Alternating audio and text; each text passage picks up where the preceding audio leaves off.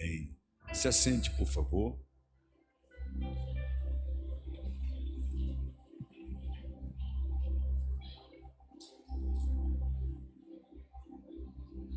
Meninas e meninos, senhores e senhoras, obreiros, ministros, pais, eu estava raciocinando e pedindo aos céus um direcionamento para ministrar-lhes nessa oportunidade, quando esta temática saltou da Bíblia e abraçou meu coração, e eu debrucei numa leitura intensa da carta do apóstolo Pedro, desde o capítulo 1, quando ele vem tratando a respeito de um povo que agora tem a oportunidade de ser santificado pelo Espírito Santo através do amor do Pai e o sacrifício de Jesus na cruz. Pastor, por que essa análise? Porque Pedro está escrevendo para um povo que não tinha raiz abrâmica, ou seja, não eram componentes ou pertencentes da árvore genealógica de Abraão. Então não eram judeus. Era um povo conhecido como gentios. E essa carta de Pedro universal, que alcança os judeus e alcança os gentios, trabalha a respeito de comportamentos que dantes tinham, agora não se tem mais. E ele usa um termo a respeito deste novo comportamento que é sede santos, porque eu sou santo, diz o Senhor. E dentro dessa ideia de santidade, ele traz um novo nascimento.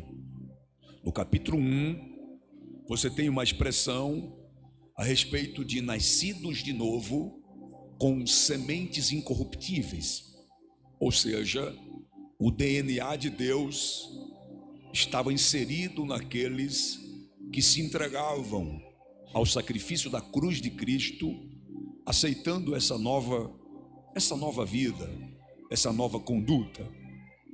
E dentro dessa perspectiva, o capítulo 2 é introduzido a respeito de uma nação santa, de um novo povo. Pastor, o versículo 10 que nós lemos diz com muita clareza que antes não éreis povo. Eu gosto de uma versão que diz: antes não éreis ninguém, mas agora sois povo de Deus. Antes não tinhais alcançado misericórdia, mas agora alcançaram misericórdia. Todo esse contexto paradoxal de antes e agora é de fato uma vida de um novo convertido. Antes não tinha, agora tem. E dentro desse antes e agora, ou antes e depois, eu quero pensar dentro desse contexto essa questão de ser separado. Uma vida de fato do antes e uma vida de fato do agora, o depois. Ou seja, a menina e o menino já não se pode mais fazer o que fazia antes, porque agora ele foi separado do antes para viver o agora e o depois. Então, dentro dessa perspectiva ainda de análise introdutória, vocês trouxeram neste marca-texto ou marca-bíblia, enfim, uma análise, uma exegese, na verdade, da palavra separado. Eu achei isso extremamente interessante quando tem a expressão que a geração que escolhe viver separada dos padrões do mundo, não por arrogância, mas por propósito divino. Ou seja, esse termo separado significa separar com intenção, distinguido ou distinguir para um propósito maior. Então toda essa ideia de ser separado é viver diferente, é viver uma nova vida. E não é só viver uma nova vida, mas é representar aquele quem lhe deu uma nova vida. Então nós somos representantes de Deus na terra. Antes de nós considerarmos os 4 títulos do versículo de número 9 e analisarmos o contexto ou o texto do versículo 10, eu quero pensar com você, menina e menino, pelo menos 4 pontos assim, muito prático e básico sobre o ser separado. Ser separado, baseado na carta de Pedro, capítulo 2, versículos 9 e 10, é viver uma vida diferente, ponto. Só que separado não é viver excluído, mas sim ter uma identidade de escolhido. Separado não é viver excluído, mas ter uma identidade de um escolhido. Vamos de novo? Separado não é viver excluído, mas ter uma identidade escolhido. Pastor, por que essa distinção? Porque não dá para fazer cisão da vida cristã com a vida social, acadêmica, econômica. Não dá para o adolescente chegar numa escola e dizer assim, ó, tem uma sala para os separados, tem uma sala para os santos. Não. Quando você vai contratar dados móveis ou uma rede Wi-Fi, você diz assim, ó, então eu sou crente, tem como mandar um sinal Wi-Fi gospel? Não existe isso. Pastor, então como é viver inseridos no mundo, não sendo do mundo? Separado.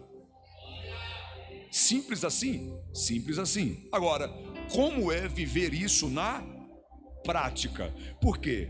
Porque esta ideia de viver separado e não ser excluído, mas sim escolhido, é na verdade entender que Deus lhe escolheu. Deus lhe escolheu. Pastor, dentro dessa perspectiva ainda, viver separado é viver diferente no meio dos iguais. Viver diferente no meio dos iguais. Hoje, toda a questão totalitária ou igualitária, as pessoas vivem parecido com o outro. Aí o cristão vem num processo extremamente antagônico.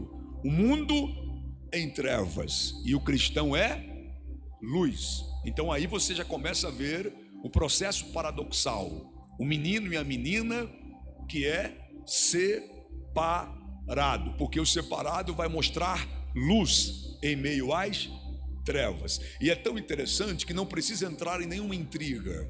Não, você não precisa ser alguém de confusão para dizer, me respeite que sou separado, viu? Não, não tem isso, porque você é luz. Já percebeu? Já percebeu? Vou te dar um exemplo muito claro, muito simples. Chegando em casa, porta fechada do quarto, fique atento, bota até os ouvidos, bota a orelha assim, ó, e veja se há alguma discussão entre a escuridão e a lâmpada, dizendo que você está chegando. Não, você não vai ver a escuridão dizendo assim, ó, lâmpada, o dono do quarto está chegando, viu? Mas ele vai te acender e nós não vamos sair. Não existe isso, irmão. Onde a luz chega, escuridão não discute, só sai. Onde luz chega, não existe a escuridão falar assim, eu não saio, não saio, não saio. Não existe. A luz chegou, acabou a escuridão. A luz chegou, acabou a escuridão. Estou falando com menina, estou falando com menino. Quando chegar numa rodinha de mentira, chegou a verdade, acabou a mentira. É disso? Quem está me entendendo, diga amém. Não precisa ser truculento, não precisa ser ignorante e não precisa nem dar carteirada. Eu sou lá do Filadélfia, hein? Me respeite. Não, não tem essa não. É só chegar um separado que há alguma diferença, algum impacto. Vou trabalhar mais sobre isso, só título de introdução. Pense comigo agora, esse separado que não é excluído, mas é escolhido, que não é trevas, mas é luz, ele tem uma missão. A missão é declarar o nome, é declarar a graça, é declarar a luz, é declarar a todos que agora ele foi alcançado pela misericórdia. O texto é muito claro em dizer para nós, antes não erais ninguém, mas agora sois. Antes não tinha alcançado misericórdia, mas agora alcançaram. Aí o 9 diz, a fim de proclamar as virtudes daquele que o chamou das trevas para a sua maravilhosa luz. Ou seja, todo separado com intenção tem um propósito maior. Deus lhe chamou para ser separado, não para ostentar. Viu como é que eu sou separado? Não. Deus lhe chamou para ser separado, para de fato você entender: eu fui separado para um propósito maior. Quem entendeu até aqui, diga amém. Depois dessa introdução, eu quero pensar com você, partindo desse pressuposto do texto de Pedro, quando Pedro escreve assim: vós sois a geração eleita. Vamos lá? Geração. Segundo, sacerdócio. Terceiro, povo. Quarto, nação santa. Ficou meio devagarzinho, né, irmão? Vamos de novo? 1, 2, 3 já. Geração, sacerdócio, povo, nação santa. Pronto. Pensando nesses 4 termos, é interessante pontuarmos já de número 1. Quem está ouvindo isso são judeus e gentios. Quem está ouvindo isso é um povo que, raiz abrâmica, árvore genealógica judia, e um povo vindo, oriundo de outras nações politeístas. Aqueles que vinham de quaisquer altares, quaisquer cultos, agora faz parte de um endereço que Pedro está escrevendo. Dito isso, já imaginou, irmão? Não era nada, veio de lugar nenhum, não era ninguém, de repente ouvi uma escrita a respeito deles dizendo assim, ó: vocês não eram ninguém, mas agora somos o quê? Geração eleita, sacerdócio real, povo adquirido, nação santa. Irmão, parece que eu vejo alguém ouvindo isso falando: rapaz, agora mesmo não era nada, e agora já fui abraçado e alcançado com isso. Realmente tem um propósito, e tem mesmo, para que viva uma vida de separado. Já vou dizer logo a alguém: Deus não lhe chamou para viver do jeito que você quer viver. Deus lhe chamou para um propósito maior. Então vamos entender isso? Primeiro, geração eleita. Tá. Sacerdócio real. Vamos começar do mais simples, né, irmão? Sacerdócio real, você precisa ser remetido lá no Antigo Testamento, em todo o processo litúrgico do tabernáculo, onde só se entrava para o culto o sumo sacerdote, lá no lugar santíssimo. Então imagine a cena, olha cá, imagine a cena: dia de culto, que era o dia da expiação. Hoje vamos nos reunir para o dia de culto. E alguém dizendo: vamos embora, vamos lá. Reunia todo mundo. Onde? Fora do tabernáculo. E quem entrava? O sacerdócio, o sumo sacerdote.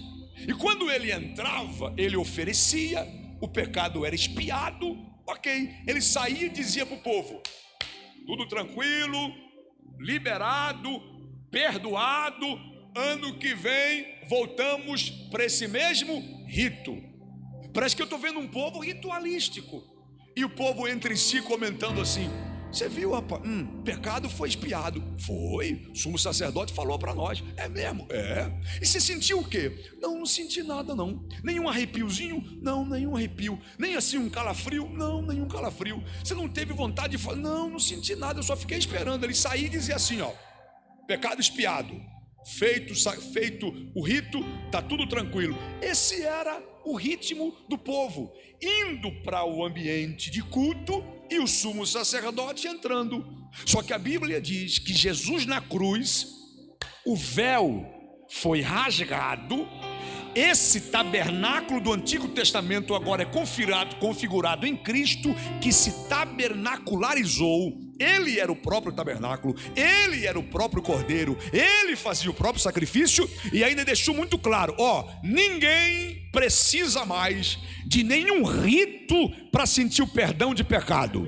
É só acreditar em mim, no poder do meu sangue, e esse acesso é muito claro, esse acesso é para todo mundo, tanto é que ele mesmo diz: vinde a mim quem está cansado e oprimido, ou seja, já não há mais nenhuma cortina, a cortina foi rasgada, agora todo mundo tem acesso. É por isso que o texto diz sacerdócio real, é o céu dizendo assim para nós: Otoniel, ninguém mais vai sentir por ninguém, quem quer sentir, sinta. Ninguém mais vai receber por ninguém, quem quer receber, recebe. Ninguém mais fará nada por ninguém, quem fizer, está feito. É o céu dizendo assim: ninguém na minha presença te representa, é você que assume esse papel eu estou sentindo graça para dizer isso para alguém. Pastor, por quê? Porque isso vai mais longe do que você imagina. Olha só, no processo de sacerdócio real, nessa acessibilidade, é o céu dizendo assim: ninguém precisa se posicionar representando outrem, é você que se posiciona. Isso aqui pega para nós. Por que pega para nós? Porque nós temos na igreja, vamos ser sinceros, nós temos na igreja um processozinho de nepotismo, não é não? Ó, papai está lá, mamãe está lá, eu tenho algumas facilitações, eu tenho alguns contatos, eu tenho alguns acessos. Aí Deus desce na casa para dizer: não, meu filho, aqui não tem isso não. Não, pastor, mas eu sou filho de pastor. Eu nunca vi filho de pastor ser neto de Deus, então esquece. Pastor, minha mãe faz parte do círculo de oração, tá? E você faz parte de qual círculo? Então Deus desce na casa para dizer o negócio: você tem que acessar a minha presença. Menina, você tem que acessar a minha presença. Menino, você tem que acessar a minha presença. Agora, eu sou pai, eu tenho lá em casa o Tiniel, que tem 10 anos, e Carol, que tem 16. Ô irmão, os dois já sabem conversar. Se sabe conversar, já sabe orar. Você sabe, pastor, eu estou ainda com 13 anos, né? Minha mãe, sua mãe é uma cebola, irmão. Você precisa tomar um posicionamento. Você precisa entender, pera lá, eu fui separado lá na escola, eu tenho que ser diferente. Eu fui separado aqui em casa, eu tenho que ser diferente. Eu fui separado aqui na igreja, eu tenho que ser diferente. Tem menina me ouvindo aí, tem menino me ouvindo aí, diga amém. Ok? Só isso é no sacerdócio real. Aí tem uma outra palavra aí que eu quero trabalhar com você, que é o povo adquirido.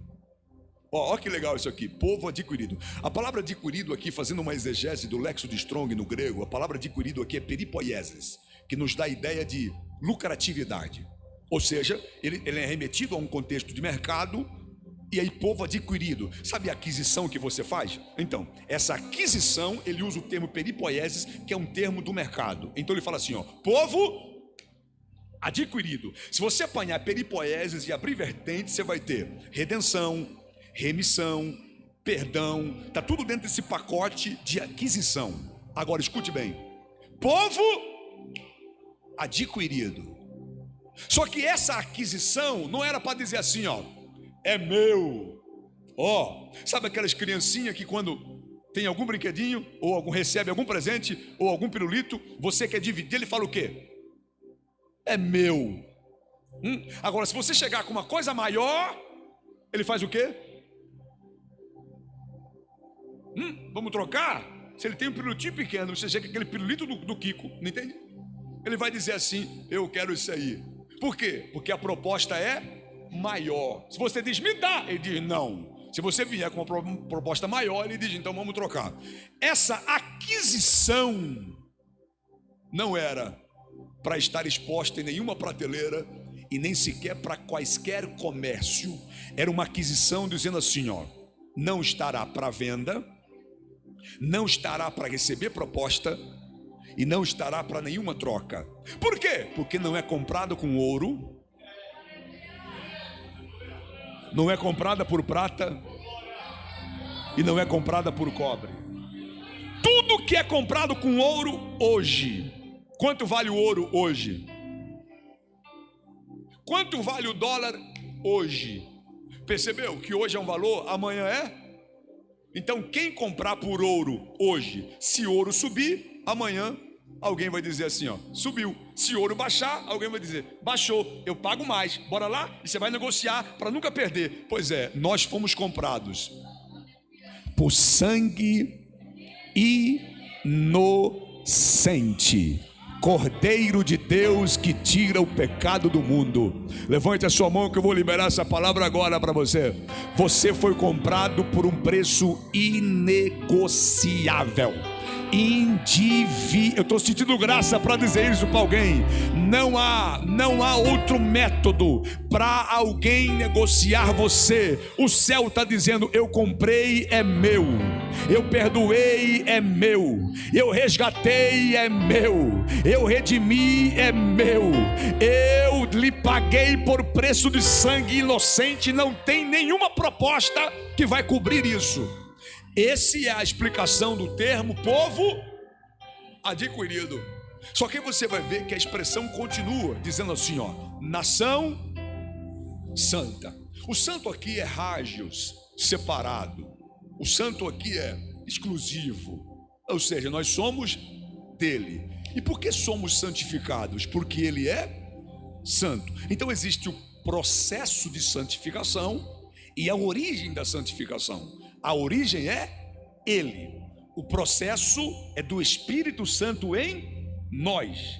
E o procedimento de um santificado é comportamento exclusivo nosso. Olha que parceria interessante. Deus é santo, o Espírito me santifica e eu vou administrando e fazendo a manutenção dessa santidade. Como, pastor? Vivendo em progresso, vivendo em vigilância, vivendo separado. Isso ficou muito claro. Mas a última palavra que eu quero abordar com você é essa: geração eleita.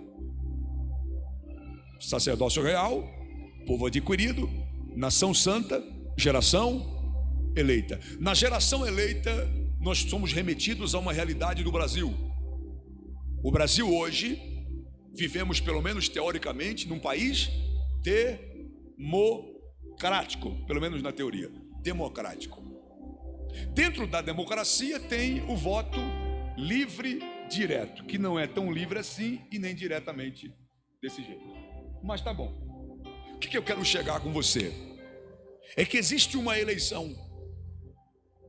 E este eleito por mim tem a responsabilidade de me representar. Quer ver o negócio? Votaste em quem para vereador? Votaste em quem para deputado estadual? Votaste em quem para prefeito? Ah, pastor, fulano. Ok, sabe quem são estes? Os teus representantes no poder público, seja executivo ou legislativo. Isso é muito claro para nós. Agora pense nisso. Todo eleito só está lá por causa dos votos dos seus eleitores. Só que ninguém vota em ninguém por votar. Você vai ouvindo um processo que nós chamamos de campanha. Aí o político é terrível, o político é bom, dá humilha. Se tiver político aqui, você há de convir comigo. Como é que um político se apresenta diante do povo? Eu vou fazer uma coisa nova, a mudar a cena. Ele é assim. Ele chega e diz o quê? Eu vou trazer, porque eu vou colocar. Pode contar comigo. Eu não sei o que. Não é assim? Óbvio. Ele tem que te convencer que ele vai te atender. Ele vai representar as suas necessidades. Ele vai responder às suas demandas. Ponto. Aí você ouvindo fala assim, uau, esse cara é bom mesmo, meu. Eu vou votar nele. E aí você vai e vota. Não é assim?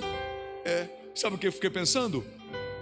Ué, pastor, a Bíblia diz que nós somos geração. Quem votou em você?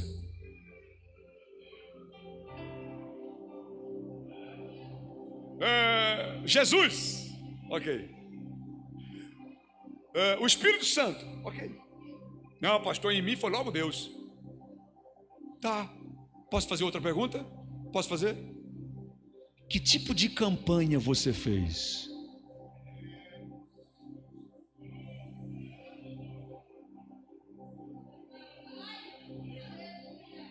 Se eu fui eleito, qual foi o tipo de campanha? Pastor, traz algumas elucidações para que eu compartilhe. Ok, tá, vamos lá. Se você olhar do ponto de vista do Éden, o casal edênico, a Bíblia diz que eles gozavam de uma perfeita comunhão com Deus. Deus descia na virada do dia, não diz a Bíblia, mas penso eu que Deus descendo na virada do dia, Deus comungava com eles, conversava com eles, e Deus dizia assim, ó: eu os criei, eles são minhas criaturas. Só que aí a serpente foi introduzida, e nessa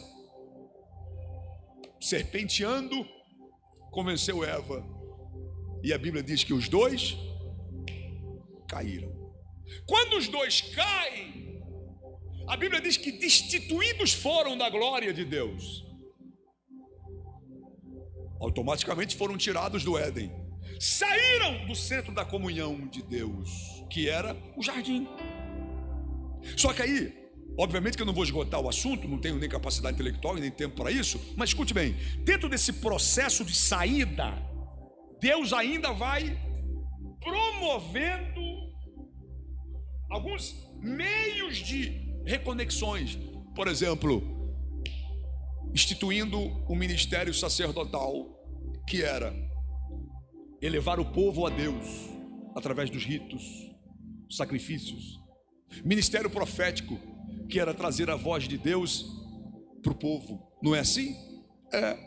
Mas há um texto de Romanos que me chama a atenção, Romanos 6, quando o texto diz assim para nós: não reine o pecado em vós, para que não sejam obedientes ou reféns, numa palavra mais atualizada, reféns da concupiscência da sua própria carne. Olha o que Paulo está dizendo: Otoniel, não permita que o pecado reine em você, para que você não viva refém dos desejos da própria carne. Ué, pastor, pecado não tem reino, diabo não é rei e nem tem trono. Que reino é esse? Pois é, aqui não está falando de rei, nem de trono, nem de reino, está falando de domínio, cultura dominante. É o inferno dizendo assim, ó: se o pecado for a cultura dominante da sua vida, você viverá reféns das concupiscências da própria carne. É o menino e a menina com o domínio do pecado, refém da força da carne. Essa era a verdade que a igreja de Roma ouviu e que nós estamos ouvindo agora. E o que implica dizer para nós na prática? Era o céu dizendo assim, ó: eu quero conversar com o homem, mas o pecado está aí. Eu quero me relacionar com o homem, mas o pecado está aí. Pastor, o que é que Deus faz? Deus vai instituindo conexões, Deus vai levantando projetos e propósitos para o homem se aproximar dele, para que Deus o separasse do pecado, o separasse da força da carne. Quer ver o negócio? O diabo é assim: se ele não puder lhe destruir, ele vai lhe confundir. Se ele não puder lhe destruir, ele vai difundir. Se o diabo não puder lhe destruir, ele vai misturar. Guarde isso no seu coração. Se o inferno não conseguir lhe destruir, ele vai lhe misturar, e você vai viver uma vida misturada. Aquela vida de separação já não se tem mais. Quem olha para você não sabe se é agora, se é antes ou depois. Aí Deus traz uma verdade para dizer: não, antes não eres, mas agora sois. Antes não tinha, mas agora tem. Antes não estava, mas agora está. E agora que você está, você tem que ver uma vida separada. Então escute bem, que eu vou lhe levar a um contexto histórico muito claro. Quando Deus olha para a nação de Israel, eles estavam em terras egípcias. Guarde isso no seu coração. Em terras egípcias, o povo estava sendo oprimido. Só que esse povo que está sendo oprimido, a Bíblia diz que eles crescem. E o texto de Êxodo 1 é: quanto mais oprimidos, mais crescia. E nesse crescimento, olha o termo que a Bíblia usa: enfadava os egípcios. Irmão, já pensou crescer tanto a ponto de enfadar o inimigo? Esse foi Israel. Aí Faraó disse assim: não dá mais para ficar desse jeito, eu vou tomar uma atitude. Não diz a Bíblia, penso eu, configurando aqui, sem causar nenhum exagero. Escute bem, numa reunião de governo faraônico, levanta o secretário do desenvolvimento social. Faraó, na estatística do povo de Israel, na nossa terra, eu tenho uma taxa de natalidade e também tenho uma taxa de mortalidade. Escute, na taxa de mortalidade, hebreu só morre de canseira e enfado natural. É mesmo? É. Mas o imposto que nós dobramos, pois é, endividados, nenhum suicídio. E a carga horária de trabalho? Pois é, trabalhava, ninguém morria. É mesmo? É. Só quer ouvir a taxa de natalidade? Sim. Se de mortalidade é 0 e de natalidade é preocupante. Por quê? Porque família de hebreu que começa o ano com pai e mãe, 2 filhos, termina o ano com pai e mãe, 3 filhos, a hebreia está enjoadinha de novo. É o quê? Esse povo, ó, procria. E os decretos? Prestou não, eles estão crescendo. Irmão, Faraó diz assim: parteiras, venham cá. Eu vou assinar o decreto do infanticídio masculino. Pastor, o que é isso? Parteiras, matem todos os meninos que nascerem nas casas dos hebreus. É mesmo? É. Por que matar os meninos? Porque o menino tem a semente, o menino tem a prole. Então bora matar os meninos, deixa as meninas vivas. Por quê? Porque a ideia dele é: as meninas vão crescer, vão chegar na idade de se casar. A menina hebreia vai dizer para a mamãe: mamãe, solteirice não, vou casar com quem? A mamãe dizia: pois é, minha filha, não tem um menino hebreu mais, Faraó matou todos. Então, mamãe, bora casar com egípcio. Olha o plano dele: imposto, não morreram. Carga horária de trabalho, não morreram. Bora agora matar os meninos. As meninas vão viver. Quando crescer, vai casar com um menino egípcio. Já imaginou essa cena, irmão? A menina hebreia casando com um menino egípcio. E nesse relacionamento nasciam os filhos. Já imaginou? Toda a carga cromossômica, toda a questão genética agora estava da mãe hebreia, do pai egípcio na criança. O que essa criança tem? Genes dominante ao recessivo de papai ou mamãe. O autossômico dominante ao recessivo, está lá a menina. Pastor, como assim? Quem são esses?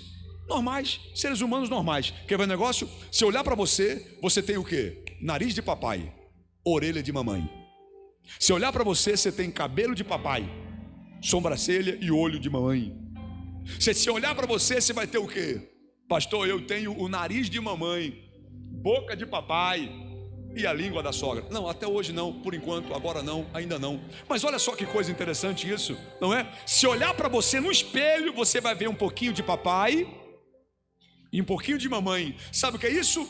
São a carga genética, toda a formação cromossômica de papai e de mamãe. Olha o projeto audacioso do Faraó. As meninas e as crianças andando para a rua. Alguém perguntava assim: e aí, garota, tudo tranquilo?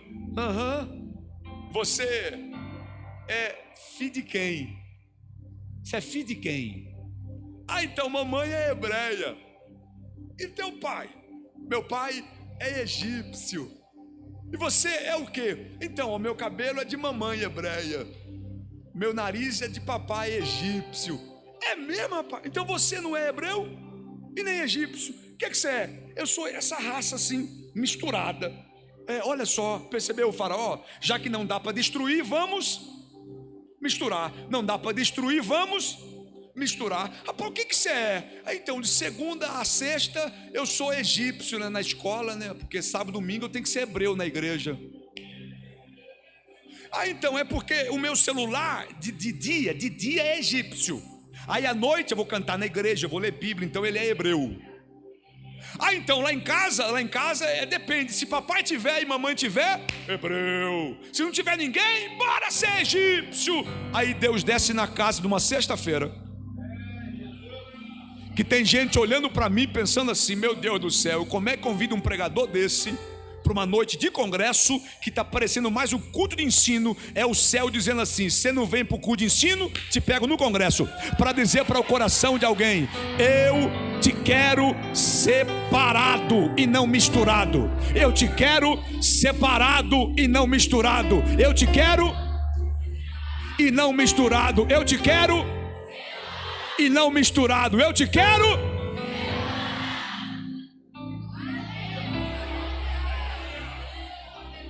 E tinha alguém pensando ainda que o faraó só estava sendo mal. Ele estava sendo maligno, audacioso, atroz. Olha o plano dele: já que eu não destruí, eu vou misturar. Só que ele esqueceu que tem um Deus que é especialista em separar.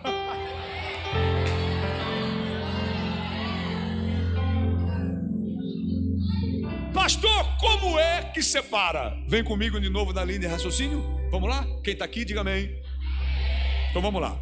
Como é que vai separar um povo agora que está?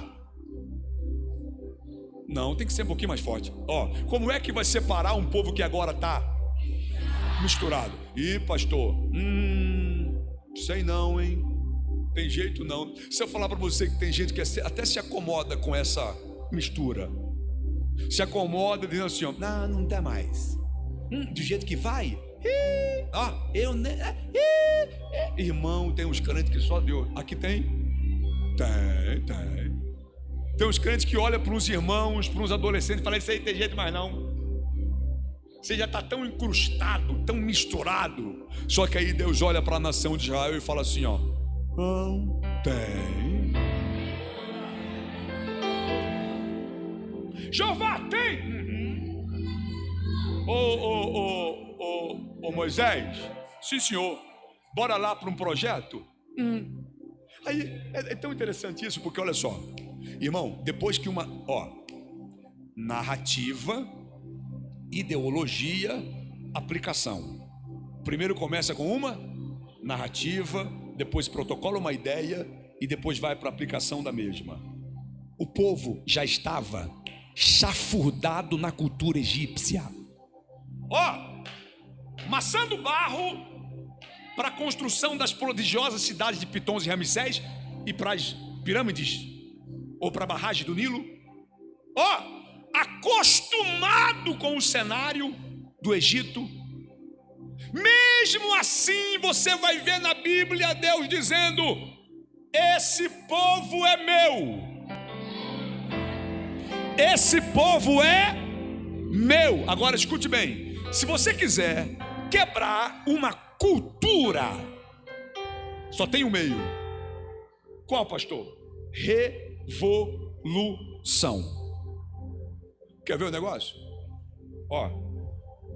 Quer quebrar uma cultura de uma ameaça? Seja um revolucionário posicionado.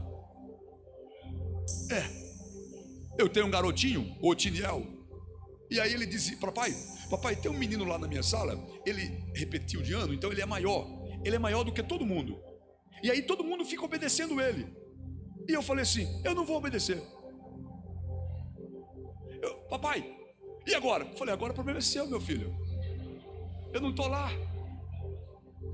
Bota para quebrar, vai para cima, se posiciona, sem violência, sem nada, traz o seu argumento. Ele trouxe um argumento, e o argumento que ele trouxe, a diretora me chamou. O argumento que ele trouxe foi esse: o valente só é valente enquanto outro valente não chega. Aí a professora falou assim: mas de onde você arrumou isso? Papai disse que está na Bíblia, e Jesus disse que o valente só é valente enquanto o outro valente não chega. Ou seja, Eu estou falando com alguém agora. Você precisa estar posicionado para revolucionar o que o inimigo vem trazendo como ameaça. Levante a sua mão agora em nome de Jesus. Menina, menino, ninguém vai tomar a sua identidade. Ninguém vai tomar a sua identidade. Deus está lhe dando autoridade e ousadia para dizer não. Aqui não é raça misturada. Eu sou separado.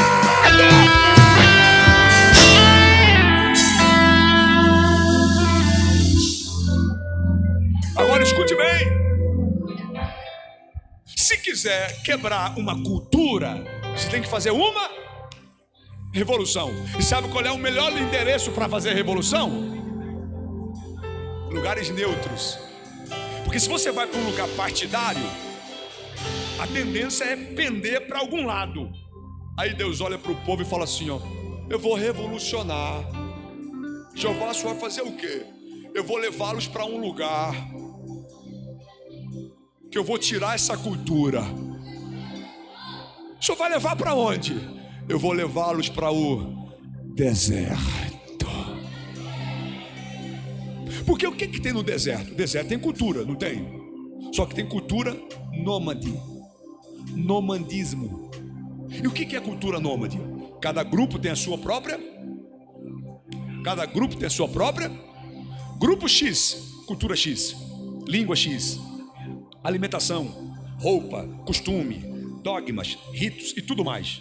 Aí Deus disse assim: vou levar meu povo para o deserto. Jeová, o senhor vai fazer o que lá? Eu vou colocar neles a minha cultura. Jeová, como é a tua cultura? Minha cultura é sapato crescer com o pé. Minha cultura é roupa crescer com o corpo. Minha cultura é passar no meio de um mar e não se... Minha cultura é quando tiver fome, cair maná e codornizes do celebai. Eu estou sentindo a graça pela palavra agora, que desceu na casa para dizer para alguém: não, não, você não está excluído. É Deus que te levou para o deserto para dizer: eu vou arrancar o camassi, te dará. Eu estou sentindo graça para dizer isso para alguém. Deus vai te separar do projeto.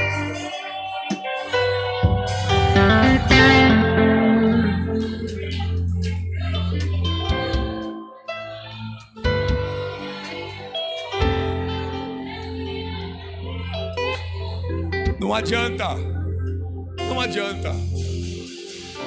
Faraó não impede, diabo não impede, e Deus diz assim: bora lá, meu povo. Eu vou sintetizar aqui, eu vou sintetizar para começar a finalizar. Olha só, vem nesse raciocínio. O povo foi para o deserto? Foi. Foram viver as experiências com Deus, e Deus os levaria para a terra que mana leite e mel. Esse povo é meu. Agora tem um processo muito simples. Olha bem para mim, por favor. Quem nasceu em Uberlândia, diga amém. Quem nasceu em Uberlândia é o quê? Uberlandense. Ficava melhor uberlandiano, né, irmão? Mas tá bom. Você percebeu? Ó, quem nasceu aqui? Quem nasceu aqui, levante a mão. Aqui. Pronto, a maioria. Ok. Imagine você. Ó, fazendo uma viagem agora. Quem tá viajando? Isso. Ó, imagine você indo pra... Diga aí um lugar. Paris, Torre Eiffel, França. Ok? Imagina você lá na França, ó, turistando, ó, só gastando, entendeu? Aí de repente você fala assim, ó: eu vou morar aqui. Não tá legal esse lugar, eu vou ficar aqui. Aí você fica lá 1 ano, 2 anos. O perfume da Boticário, Natura, que você levou, acabou. Você comprou o quê? Perfume francês. roupa que você levou, agora você está comprando a grife francesa. Aí está lá você, ó, na rua de Paris. Perfume francês, roupa francesa. De repente você encontra um irmão. Aí o irmão olha para você e fala assim: uai, senhor,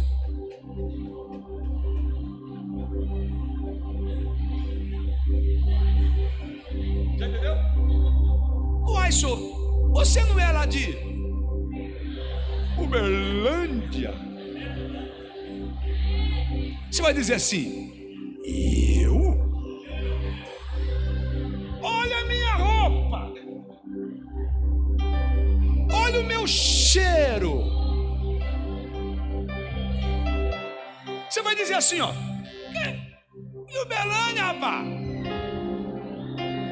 Eu tô aqui na França fazem... Sabe como é que chama esse processo de 5 anos de adaptabilidade? Dentro de um contexto social, endoculturação. É um processo de muita rapidez para você ficar parecido com os mesmos, com a cultura do ambiente. Anda igual, veste igual, come igual. Tudo isso é endoculturação. E nós somos seres assim. Você se adapta, não é?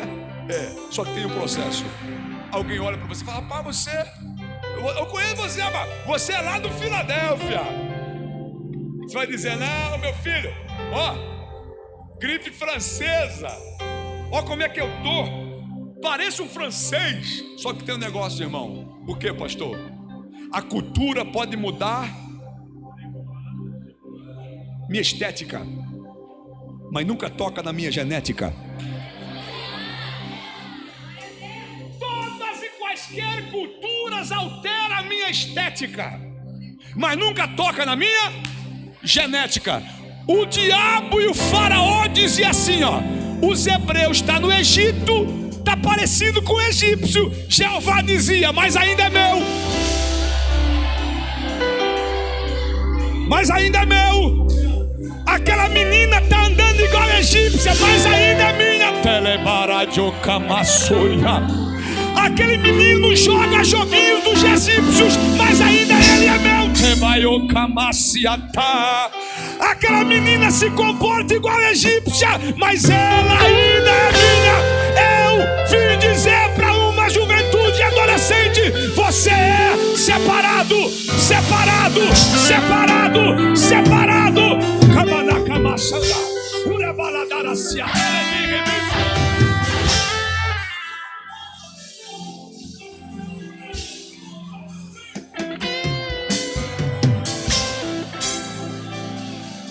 Tem alguém que pode adorá-lo? Tem alguém que pode adorá-lo? Tem alguém que pode adorá-lo?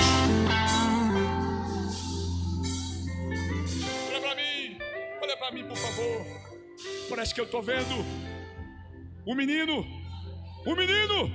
de Lucas 15, filho do fazendeiro, filho do pai da parábola, tão conhecido de todos nós, longe de casa, faminto, sem a roupa do pai, tinha mais nada da casa, maçando barro.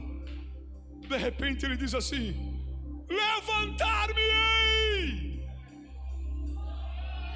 e irei ter com o meu pai. Parece que eu estou vendo o dono dos porcos dizer assim, ó: sujo, mas tem o pai. Fédido, mas tem o pai. Sem nada, mas tem o pai. Caído, mas tem o pai. E sabe o que ele diz? Quantos jornaleiros de meu pai tem pão, e eu aqui padecendo de fome. Sabe o que eu entendo com isso, irmão? Que não adianta. O inferno quer separar com distância, mas não separa.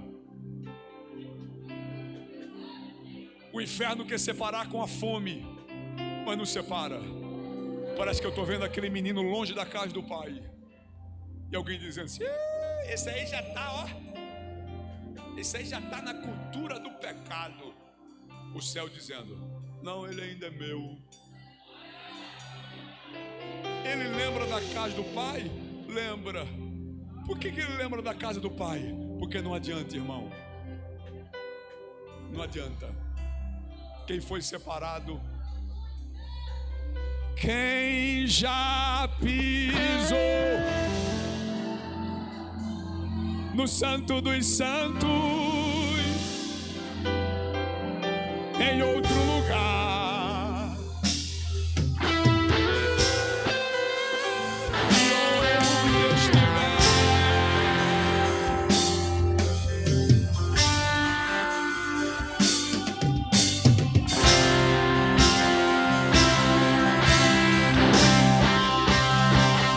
quem já pisou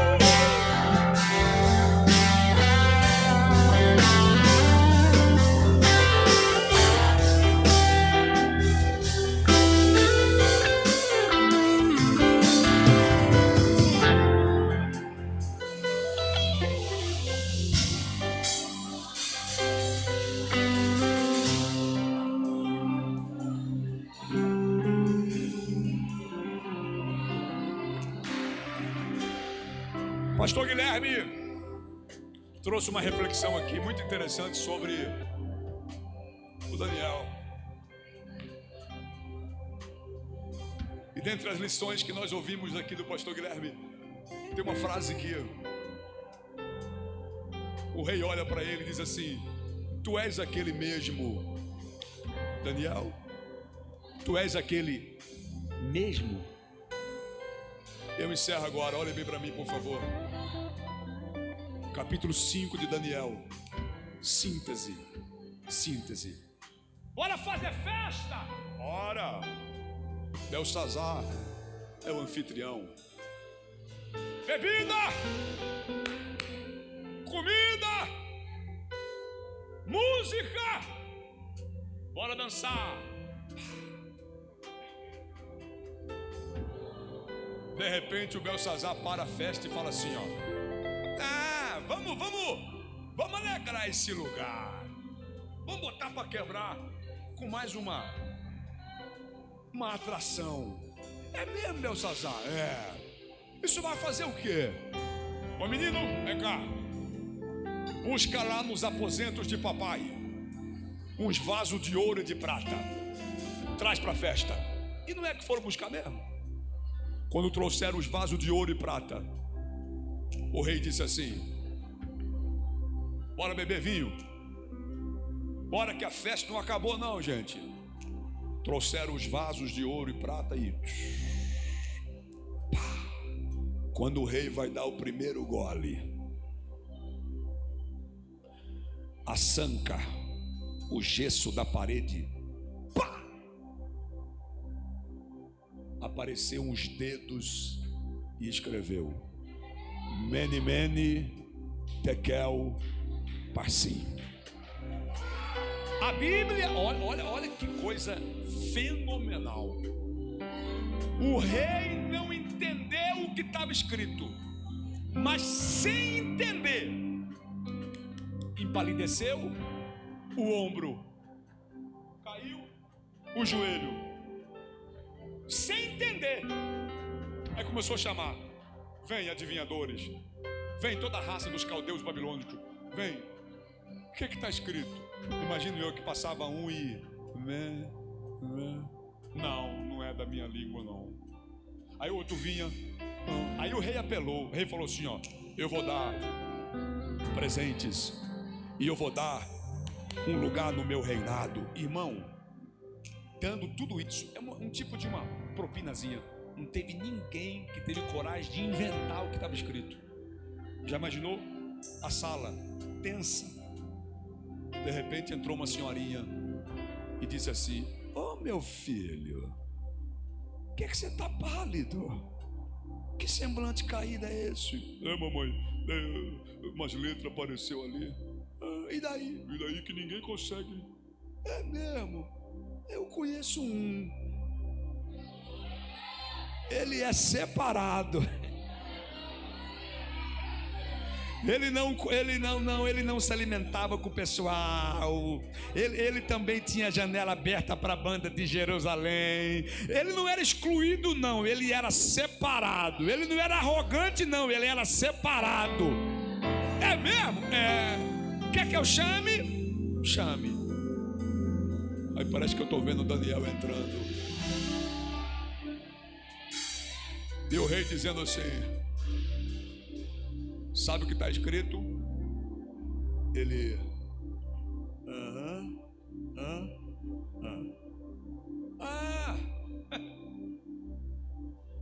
Eu sei.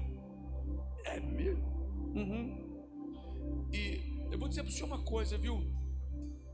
Eu sei em duas versões, se o senhor quiser. É mesmo? É, eu sei na formal e na informal. Qual é a formal? A formal é essa aqui, ó. Mene, mene, tekel, parsim. Seu reino foi pesado, pesaste fosse na balança, e foi achado em falta. E terminou o seu reino, acabou. É mesmo? É. E a informal?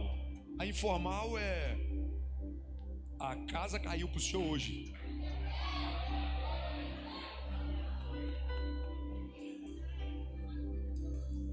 Mas quem escreveu? Quem escreveu? Parece que eu vejo Daniel assim, ó. Não, na verdade, antes de saber quem escreveu, o que é que o senhor estava fazendo? Eu estava na festa. Tá. Fazendo o que na festa? Eu estava tomando vinho. Tomando vinho em quê? Nas taças de ouro e prata. De onde? Lá dos aposentos de papai. E seu pai pegou isso onde? Lá em Jerusalém. Jerusalém onde? Foi uma incursão militar que papai fez lá no ano 586. E entrou em Jerusalém, saqueou o templo. Então esses vasos é da onde? É do templo. Mas e daí então, de quem são esses dedos? Pois é.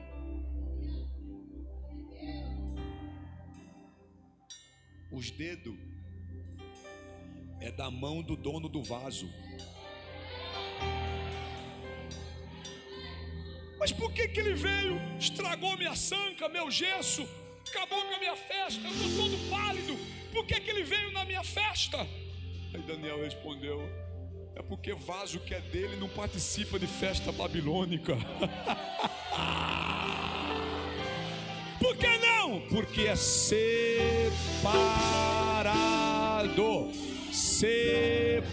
Eu estou falando com alguém.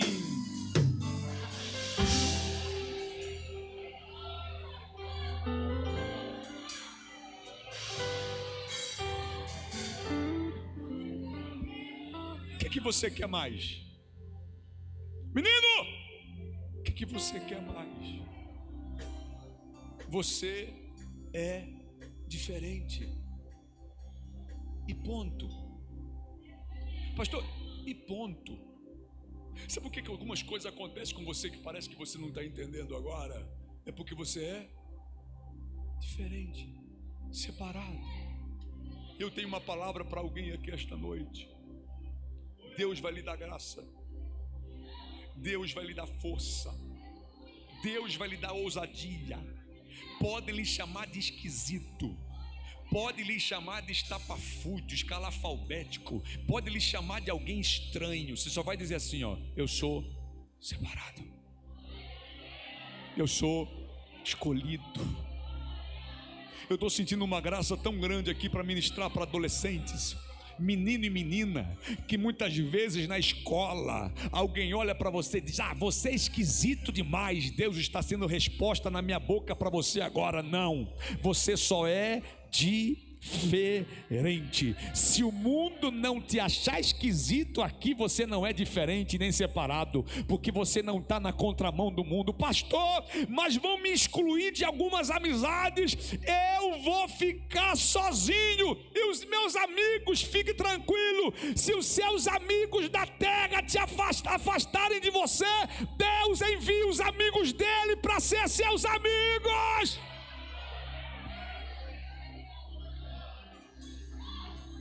Eu vim falar com alguém que está sofrendo tanta pressão para se misturar. Deus está dizendo: não, você vai permanecer separado. Mas e se eu entrar? Não entre. Por quê? Porque você não vai participar das festas babilônicas. Tem uma canção que diz assim, ó: Senhor, não vou dividir a minha adoração. Exclusivo é o meu coração. Eu vivo, não abro mão do céu, até diante da morte. Prefiro ser fiel.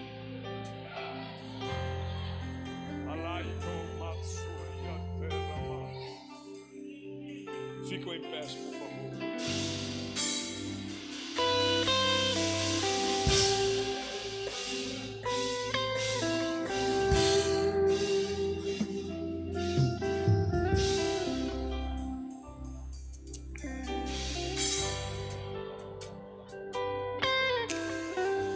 Eu estou falando com alguém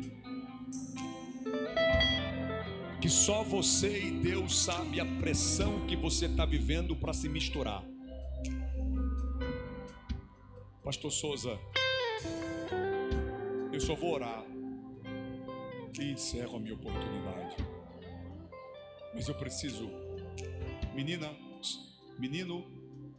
eu preciso orar por você. Eu estava lá no hotel, preparando para vir para cá,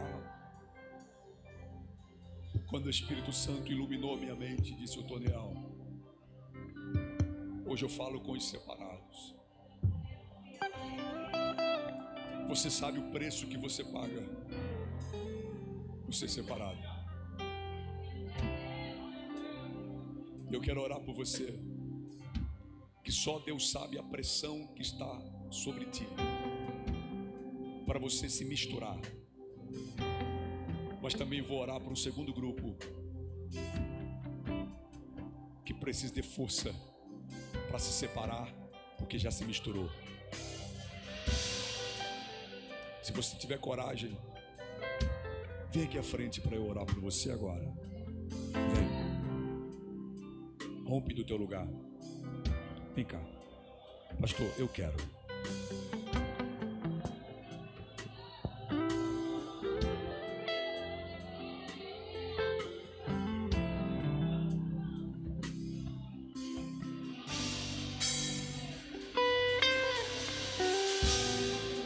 Ó Deus de Israel, eu sei que eu não vim a este mundo pra adorar outro rei.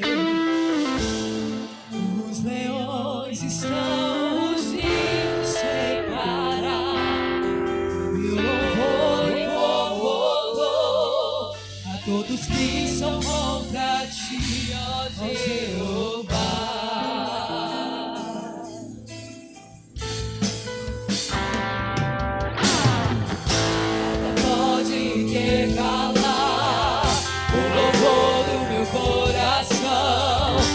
Manjares eu abro mão, dos palácios não quero não.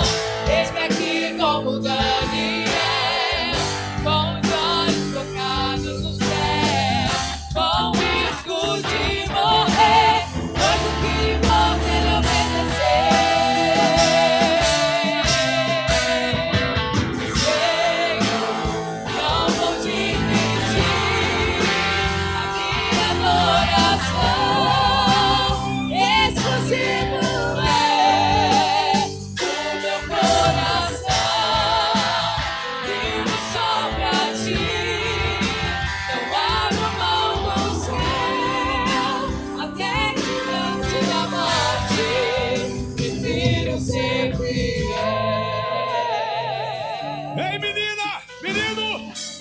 olha aqui para mim, por favor. Não é mais um culto.